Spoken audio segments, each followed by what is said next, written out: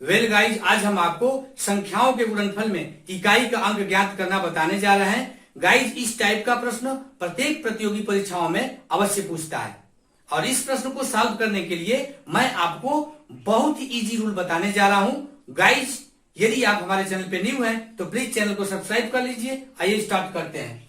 प्रश्न है 576 गुणा 398 गुणा 782 के गुणनफल में इकाई का अंक क्या होगा।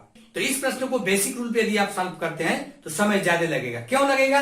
क्योंकि 576 में 398 का गुणा करेंगे और जो गुणनफल प्राप्त होगा उसमें फिर 782 का गुणा करेंगे और फिर उसके गुणनफल में इकाई का अंक बताना होगा, तो टाइम ज्यादा लगेगा और आपको प्रतियोगी परीक्षा में बहुत कम समय यानी कि 2 से 4 सेकंड के अंदर आप यदि आंसर प्राप्त कर जाते हैं तो समझ लीजिए कि आप परीक्षा बीट कर जाएंगे।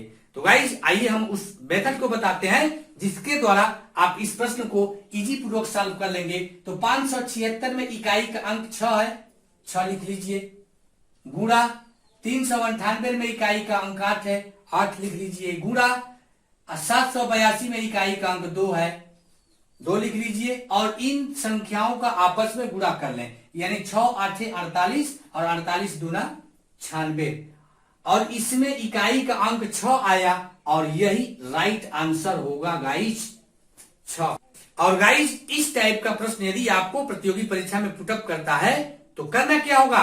कुछ नहीं करना है, बहुत ही कम समय में एक लाइन में आंसर मिल जाएगा। यानी कि जितनी संख्याओं का आपस में गुणा करना होगा, प्रत्येक संख्याओं के इकाई का अंक लेते जाएंगे और उनका आपस में गुणा कर लेंगे और प्राप्त गुणनफल में जो इकाई का अंक होगा वही आंसर होगा। तो हमें उम्मीद है कि अब आपको यदि इस टाइप का सवाल पुटअप होता है तो आप लगा लेंगे और अभी प्रैक्टिस भी कर लीजिए। चाहे तो वीडियो को रोक करके प्रैक्टिस कर लीजिए गाइज। अब आइए इस पर एक एग्जाम्पल हल करा देते हैं ताकि और क्लियर हो जाए। ओके, एग्जाम्पल है 123 गुणा 871 गुणा 252 गुणा 402 गुणा 146 गुणा 254 के गुणनफल में इकाई का अंक क्या होगा।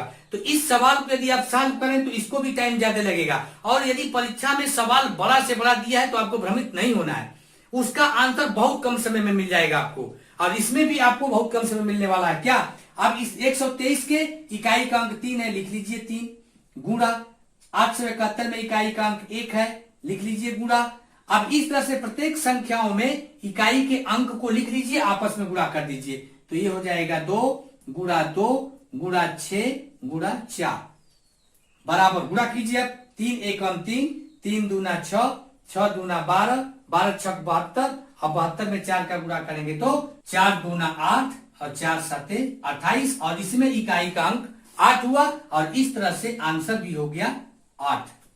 तो गाइस, हमें उम्मीद है कि संख्याओं के गुणनफल में इकाई का अंक अब इजी पूर्वक ज्ञात कर लेंगे। तो इस वीडियो को लाइक कर दीजिए। अब आइए कुछ डिफरेंट टाइप के मैं प्रश्न बताने जा रहा हूं जो परीक्षा में अक्सर पूछे जाते हैं। ओके, तो प्रश्न है 410 गुणा 272 गुणा 350 गुणा 299 के गुणनफल में इकाई का अंक क्या होगा। तो इस टाइप के प्रश्न को आप देखते ही देखते सॉल्व कर जाएंगे, ना पेपर की जरूरत पड़ेगी ना पेन की। क्यों? कि यदि किसी संख्या के इकाई का अंक 0 हो, दूसरी संख्या के भी इकाई का अंक 0 हो, यानी कि कम से कम एक संख्या की इकाई का अंक 0 हो, तो उन संख्याओं के गुणनफल में इकाई का अंक 0 ही मिलेगा, यानी कि 0। ओके, आइए सॉल्यूशन देख लेते हैं। 410 में इकाई का अंक 0 गुणा 272 में इकाई का अंक 2, 350 में इकाई का अंक 0 और 299 में इकाई का अंक 9। इन सबका आपस में गुणा कर लीजिए, 0 आएगा और आंसर 0 हो गया। मैंने कहा था कि 2 से 4 सेकंड के अंदर आपको आंसर मिल जाएगा, यानी इसको तो 1 सेकंड भी नहीं लगेगा आपको लगाने में। ओके, तो गाइस, हमें उम्मीद है कि इस टाइप का भी प्रश्न आपको अच्छे से समझ में आ गया। अब आइए इस पर एक एग्जाम्पल हल कर लेते हैं और एग्जाम्पल है 712 गुणा 575 गुणा 326 गुणा 4832 के गुणनफल में इकाई का अंक क्या होगा।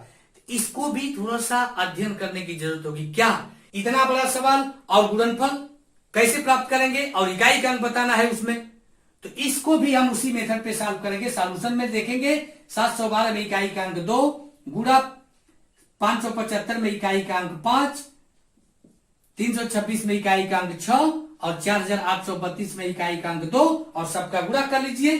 तो 2 5 10, 6 60 और 60 दूना 120 यानी इकाई का अंक 120 में 0 है और इस तरह से आंसर हो गया 0।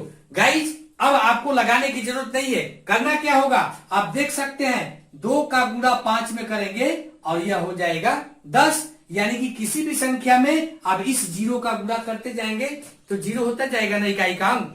इसीलिए यहाँ पर यह विधि अपनाई गई है और आंसर आपको मिल जाएगा।